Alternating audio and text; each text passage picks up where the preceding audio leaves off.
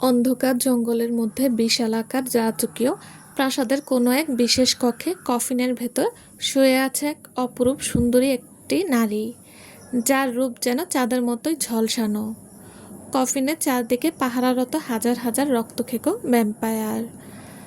তারা চাতক পাখির ন্যায় চেয়ে আছে ঘুমন্ত সেই নারীটির দিকেই। হয়তো ভাবছে কখন জেগে উঠবে তাদের ভবিষ্যৎ রানী। আদৌ কি কখনো উঠবে? কবে এই অভিশপ্ত জীবনের সমাপ্তি ঘটবে, যেই অভিশাপ তাদের রাজকন্যা স্বয়ং বরণ করে নিয়েছিল শত বছর পূর্বে, স্বেচ্ছায় পাঠ করেছিল সেই অভিশপ্ত মন্ত্র। অন্ধকার রাজ্যের বিশালাকার এই প্রাসাদের রাজা এবং রানী নিজেদের একমাত্র আদরের কন্যার এমন ঘুমন্ত চেহারা কোনো ক্রমেই মেনে নিতে পারছেন না। কি করে পারবে? একটাই তো কন্যা তাদের। রানী অপ্সরা কাতর স্বরে রাজা জায়াদের উদ্দেশ্যে বললেন, কবে সে আসবে? কবে আমার কন্যা অভিশাপ মুক্ত হবে? আর কত অপেক্ষা? রাজা জায়াদের কাছে তার প্রিয়তমা স্ত্রীর এই নিষ্ঠুর প্রশ্নের নেই কোনো উত্তর। তিনি গম্ভীর মুখে বললেন, অপেক্ষা করো, সে আসবেই। তাকে যে আসতেই হবে। নিয়তি তাকে টেনে আনবে সঠিক সময়ে। অন্যদিকে বিডির স্বনামধন্য বিশ্ববিদ্যালয়ের অধ্যাপক রনিত রায়হান নিজের দুই পুত্র রায়াদ রায়হান এবং রিক রায়হানের জন্য ডাইনিং টেবিলে অপেক্ষা করছেন। তারা এলে একসাথে খাওয়া শুরু করবেন। তার বড় ছেলে রায়াদ পেশায় একজন ডাক্তার, ছোট ছেলে রিক একই মেডিকেলে পড়ালেখা করছে। ছেলেদেরকে বড্ড ভালোবাসেন তিনি। ভাবনার মাঝেই দেখতে পায় তার ছেলেরা সিঁড়ি দিয়ে নেমে আসছে। রনিত রায়ান হালকা হেসে তার স্ত্রী রুকমা রায়ানকে বললেন খাবার পরিবেশন করতে। খাওয়ার এক পর্যায়ে তিনি বড় ছেলে রায়াদের উদ্দেশ্যে বললেন, তার বিয়েটা কবে করবি? তোর পরে রিকের ও তো বিয়ে দিতে হবে নাকি? তার কথাতে কাশি উঠে যায় মা ছেলের। রনিত রায়হান তাজ্জব বনে যায়। তিনি কি এমন আজব কথা বললে ফেললেন যে তার স্ত্রী পুত্রদের এই হাল? রায়াত ঢকঢক করে পানি খেয়ে বলল, আমার কি বিয়ের বয়স হয়েছে বাবা? বলো। আমার তো মেয়ে মানুষ দেখলেই ভয় করে। রনিত চোখ বড় বড় করে তাকায় ছেলের দিকে। রুকমা কপাল চাপড়ায় দামড়া ছেলের এহেন কথাতে। এই ছেলে তার মান সম্মান কিছুই আর রাখবে না। ভাইয়ের কথাতে রিকের কাশি এমনিতেই থেমে গেছে। সে ভেবেই পায় না এই ঢ্যাঁড়সের ঝাড়টা তার বড় ভাই হলো কি করে। একটা মানুষ কিভাবে এত ময়লার বস্তা হয়। বড় ভাইয়ের দিকে চেয়ে বলল, ভাইয়া তুই বরং আমার বিয়ের ঘটকালি করিস, আমি তোকে ফ্রিতে সন্ন্যাসী হওয়ার সুযোগ করে দেব, ওকে? রায়াত চোখ গরম করে তাকায় তার রিকের দিকে। রাগান্বিত স্বরে বলে, আগে নিজে তো বিয়ে কর। তোর যা বুদ্ধি তাতে ভূতনিও পড়বে না, খচ্চর কোথাকার। আহাম্মকের মতো চেয়ে থাকে রিক। তার মতো সুদর্শন একটা ছেলেকে খচ্চর বলল। খাওয়া ছেড়ে রায়াতকে আরও কিছু বলতে নিলেই সে চোখ রাঙিয়ে তাকায়। আর কিছু বলা হয় না রিকের, বরং করুণ চোখে তাকায় বাবা মায়ের দিকে। তারা আপাতত খাওয়া নিয়ে ব্যস্ত। বাবা মায়ের থেকে পাত্তা না পেয়ে রায়াতকে মুখ ভেঙচি দিয়ে দৌড়ে লাগায় মেডিকেলের উদ্দেশ্যে। রায়াদও উঠে তার পেছনে চলে যায়। রনিত ও রুকমা ছেলেদের কর্মকাণ্ডে হালকা হেসে পুনরায় খাবারে মন দেয়। সময়টা দুপুর 1টা। দুপুর তার সমস্ত আলো দ্বারা পৃথিবী করে রেখেছে ঝলমলে, কিন্তু অন্ধকার রাজ্য আর রাজকুমারী তখনও যেন আধারেই রয়ে যায়। রাজা জায়াদ রাজ্য পরিচালনায় ব্যস্ত সময় পার করছেন। রানী অপ্সরা তার ঘুমন্ত কন্যা লিওনার পাশে বসে অপেক্ষার প্রহর কাটাচ্ছেন। তার হৃদয় বড় ব্যাকুল হয়ে আছে। বারংবার মন বলছে এই বুঝি লিওনা জেগে উঠবে, তাকে আম্মা বলে রাখবে। কিন্তু না, নিয়তি যে বড্ড নিষ্ঠুর। অপেক্ষা বাড়তে থাকে, কিন্তু তার কন্যার অভিশপ্ত ঘুম আর ভাঙে না। সে আনমনে বলে, তবে কি সে আসবে না আমার কন্যার ঘুম ভাঙাতে? রায়াতদের মেডিকেল থেকে রিসার্চের জন্য কিছু ডক্টর এবং অনুশীলনের জন্য কিছু স্টুডেন্ট নিয়ে গ্রিন ফরেস্টের যাওয়ার সিদ্ধান্ত নিয়েছে ডিন শাহিদ চৌধুরী। ইতিমধ্যে সকল প্রস্তুতি সম্পূর্ণ হয়ে গেছে। কিছুক্ষণের মধ্যে বাস এসে পড়বে। রিক প্রচণ্ড এক্সাইটেড, কারণ এটা তার লাইফের ফার্স্ট ফরেস্ট ট্রিপ। তাছাড়া তার বন্ধু নায়েক আর আরমানের থেকে শুনেছে এই জঙ্গলে ভয়ানক সব প্রাণীর বসবাস, তাই উত্তেজনাটা হয়তো একটু বেশি। অন্যদিকে রায়াদের কোনো আগ্রহ নেই, সে শুধুমাত্র কাজের জন্য যাচ্ছে। তার এসব টঙ্গল নিয়ে কোনো মাথা ব্যথা নেই। বাবা মার থেকে বিদায় নিয়ে রায়াদ ও রিক বেরিয়ে পড়ে মেডিকেলের উদ্দেশ্যে। সেখানে বাকিরা তাদের জন্য অপেক্ষা করছে। তারা সেখানে এসে পৌঁছতেই বাস যাত্রা শুরু করে গন্তব্যের উদ্দেশ্যে। শহরের কোলাহল পেরিয়ে বাস ছুটে চলেছে গ্রিক ফরেস্টের দিকে। গ্রিন ফরেস্টকে ঘিরে রয়েছে অজানা হাজারো তথ্য, রয়েছে ভয়ঙ্কর ইতিহাস যা সকলে এর কল্পনার বাহিরে। গন্তব্যে পৌঁছে সকলে একসঙ্গে জঙ্গলের ভেতর প্রবেশ করে। রায়াত সকলকে উদ্দেশ্য করে জানিয়ে দেয়, কেউ যেন দল থেকে বিচ্ছিন্ন না হয়। অচেনা জায়গা, তাই বিপদের আশঙ্কা থাকতে পারে। সকলে জঙ্গলের সৌন্দর্য উপভোগ করতে করতে এগিয়ে চলে। সকলে স্বাভাবিকভাবে হেঁটে চললেও রায়াদের হঠাৎ কেমন অস্থির লাগতে শুরু করেছে। সে বিড়বিড়িয়ে বলে, হঠাৎ আমার এমন লাগছে কেন? যেন কেউ আমার জন্য অধীর আগ্রহে অপেক্ষা করছে। এ কেমন অনুভূতি? ভাইকে দাঁড়িয়ে পড়তে দেখে রিক এগিয়ে যায় সেদিকে। কয়েকবার ডাকলেও সাড়া দেয় না রায়াদ, তাই ভাইয়ের কাঁধে হাত রাখে রিক। চমকে ওঠে রায়াদ। রিক শুধায়, কি হয়েছে ভাইয়া? দাঁড়িয়ে গেলে কেন? কিছু না, চল যাওয়া যাক। চলো। সবাই কিছুটা এগিয়ে গেছে। তুই আসলেই একটা ঢেঁড়স ঝাড়।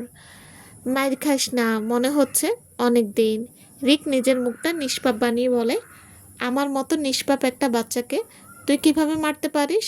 হাউ, কচুর নিষ্পাপ তুই। এমন নিষ্ঠুর ভাই কারো না হোক। রায়াত শাসিয়ে বলল, মায়ের খেতে না চাইলে অবজা। রিকের মুখটা চুপসে যায়। ভাইকে একদম বিশ্বাস নেই। এত বান্ধবীদের সামনে যদি মেরে বসে, তাহলে আমার মান সম্মান সব ধুলোয় মিশে যাবে। ভ্যাম্পায়ার রাজ্যে সকলে যখন হতাশায় ঘিরে ধরেছিল, ঠিক তখনই রাজকুমারীর শরীর হঠাৎ কিছুটা উজ্জ্বল বর্ণ ধারণ করে। সেই উজ্জ্বল আলো দৃষ্টিগোচর হতেই ঘাবড়ে যায় পাহারারত সকল ভ্যাম্পায়ার। দ্রুত খবর পাঠানো হয় রাজা জায়াদের কাছে। খবর পেয়ে মুহূর্তে ছুটে যায় রাজা রানী। হন্তদন্ত হয়ে প্রবেশ করে রাজকুমারীর কক্ষে। রাজকুমারীকে তীক্ষ্ণ দৃষ্টি দ্বারা কিছুক্ষণ পর্যবেক্ষণ করে রাজা জায়াদ অতঃপর আনন্দ মিশ্রিত কণ্ঠে সকলের উদ্দেশ্যে বলেন, সে এসে গেছে রানী। রাজ্যের নিকটে তার উপস্থিতির কারণেই রাজকুমারীর শরীর জেগে উঠতে চাইছে। একথা শুনতেই উপস্থিত সকলের চোখ খুশিতে চিকচিক করে ওঠে। তাদের ভবিষ্যৎ রানী আবার জেগে উঠবে, ভয়ানক নেকড়েদের বিনাশ করে নিজ রাজ্যের বিপদমুক্ত করবে। রানী অপ্সরা যেন নিজের কানকে বিশ্বাস করতে পারছেন না। সে স্তব্ধ হয়ে গিয়েছে। বহু কষ্টে নিজেকে সামলে রাজা জায়াদের বাহু আঁকড়ে ধরে শুধায়, আপনি সত্যি বলছেন আমার কন্যা জেগে উঠবে? আমার লিয়ানা আবার আম্মা বলে ডাকবে? রাজা উপলব্ধি করতে পারে স্ত্রীর আকুলতা, কন্যার অভিশাপ মুক্তির আশায় যে সে উতলা হয়ে উঠেছে। তাই তাকে আশ্বস্ত করতে বলেন, হ্যাঁ রানী, সে দিন আর বেশি দূরে নেই। শীঘ্রই রাজকুমারীর ঘুমন্ত অবস্থা থেকে জেগে উঠবে, মুক্তি পাবে এই অভিশপ্ত ঘুম থেকে। রাজা জায়াদ সকল ভ্যাম্পায়ারদের উদ্দেশ্যে করে বললেন, দ্রুত তোমরা ছড়িয়ে পড়ো। সে হয়তো এবারও মানুষ রূপেই জন্ম নিয়েছে, তাই সাবধান। তাকে কোনো প্রকার প্রহার করবে না, সসম্মানে নিয়ে আসবে আমার প্রাসাদে। আর সবাই চিকিৎসালয় থেকে ভেষজ সেবন করা রওনা হও। তাতে মানুষের রক্তের ঘ্রাণ তোমাদের নিকট পৌঁছাবে না।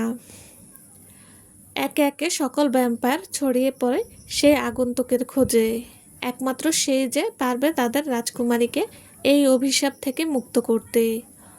অপরদিকে রায়াত এবং অন্যান্য ডক্টরদের নির্দেশ মতো ছাত্রছাত্রীরা তাঁবু টাঙ্গিয়ে ফেলেছে। খাওয়া দাওয়া শেষ করে সবাই আপাতত তাঁবুতে বিশ্রাম করছে। নিজ তাঁবুতে বসে হাঁসফাঁস করছে রায়াত।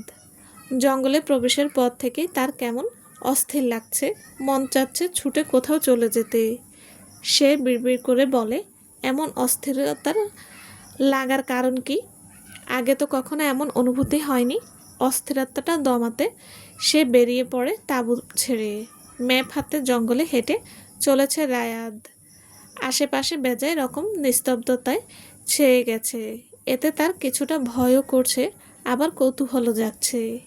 এই জঙ্গলের সম্পর্কে অনেক কথা শুনেছে সে, যদিও সব কিছু সে বিশ্বাস করে না। আরও কিছুটা এগোতেই কিছু একটার সাথে হোঁচট খেয়ে পড়ে যেতে গেলে সে নিজেকে সামলে নেয় একটা গাছ ধরে। কিসের সাথে হোঁচট খেয়েছে তার লক্ষ্য করতেই নজরে আসে সুন্দর কারুকার্য খচিত একটি অদ্ভুত বই। কৌতূহলী হয়ে বইটা হাতে তুলে নেয়। অমনি জ্বালা করতে শুরু করে তার বুকের সেই অদ্ভুত চিহ্ন, যা তার জন্ম থেকেই সৃষ্টি। হতবাক হয়ে বইটা খুললে পড়ার উদ্দেশ্যে, কিন্তু একই বই তো ফাঁকা, তাতে নেই কোনো লেখনী। ফাঁকা পেজে হাত ছোঁয়াতেই লেখাগুলো আচমকা ফুটে উঠতে শুরু করে। অলৌকিক সব কাণ্ডে রায়াদের হাতগুলো কাঁপছে। এতক্ষণে পুরো বইয়ে লেখা দৃষ্টিগোচর হয়েছে। প্রথমেই বড় বড় অক্ষরে লেখা, ঘুমন্ত প্রিয়তমা। এতটুকু পড়তেই যেন হাজারো রোমাঞ্চকর অনুভূতিরা হানা দেয় মনের দেওয়ালে। পরের পেজে থেকে সে পড়তে শুরু করে, অন্ধকার রাজ্য। বসবাসরত সকলের ভয়ঙ্কর রক্তখেকো ভ্যাম্পায়ার, কিন্তু তারা মানুষের কোনো প্রকার ক্ষতি করে না, বরং ক্ষুধা নিবারণে পান করে পশু পাখির রক্ত। তার মূল কারণ তাদের রাজার হুকুম এবং কঠোর নিয়মাবলী। এই নিয়ম ভেঙে মানুষের দুনিয়ায় গিয়ে তাদের ক্ষতি করলেই নিশ্চিত মৃত্যুদণ্ড। রাজ্যের নাম অন্ধকার রাজ্য হলেও এই রাজ্য অপরূপ প্রকৃতিতে ভরপুর। হিংস্র ভ্যাম্পায়াররাও ভুলে যায় তাদের হিংস্রতা। হঠাৎ একদিন রাজা জায়াদ ও রানী অপূর্বা কোল আলো করে জন্ম নেয় এক শিশুকন্যা, যার রূপ সমস্ত সৌন্দর্যের ঊর্ধ্বে। অদ্ভুত শক্তির অধিকারী এই রাজকন্যা। 1000 বছর পর এমন একজন করে শক্তিশালী রাজকন্যা জন্ম নেয় ভ্যাম্পায়ার রাজ্যে। এই খুশিতে রাজার আদেশ রাজ্যকে নতুনভাবে সাজানো হয়, পালন করা হয় মহা উৎসব। এই খবর ছড়িয়ে পড়ে চারদিকে। শত্রুদের কানেও পৌঁছায় সেই বার্তা। পেছন থেকে ডক্টর পিয়াস ডাকতেই রায়াত দ্রুত লুকিয়ে ফেলে বইটা। ডক্টর পিয়াস হাসি মুখে বলে, কি ব্যাপার মিস্টার রায়াত, একা একা ঘুরছেন? আপনাকে কোথায় না খুঁজেছি আমি দুঃখিত মিস্টার পিয়াস, মাথা ব্যথা করছিল, তাই একটু বাইরে এসেছিলাম। চলুন যাওয়া যাক। ডক্টর পিয়াস অদ্ভুত দৃষ্টিতে কিছুক্ষণ তাকিয়ে থেকে বলল, হ্যাঁ চলুন, সবাই অপেক্ষা করছে। দুজন একসঙ্গে হাঁটতে শুরু করে তাঁবুর উদ্দেশ্যে। তবে রায়াদের মনের ভেতর চলছে সখানে প্রশ্নের আনাগোনা। বইয়ের লেখাগুলো কি আদৌ সত্য? যদি সত্য হয় তবে কোথায় সেই রাজ্য? চলবে। আসসালামু আলাইকুম। গল্পটা কেমন লেগেছে প্লিজ জানাবেন, আর লাইক কমেন্ট করবেন। আর আমার সাথে এতক্ষণ থাকার জন্য ধন্যবাদ। আর হ্যাঁ, আরেকটা কথা, যারা এখন আমার চ্যানেল সাবস্ক্রাইব করেননি প্লিজ তারা সাবস্ক্রাইব করে দেবেন। সবাই ভালো থাকবেন। আল্লাহ হাফেজ।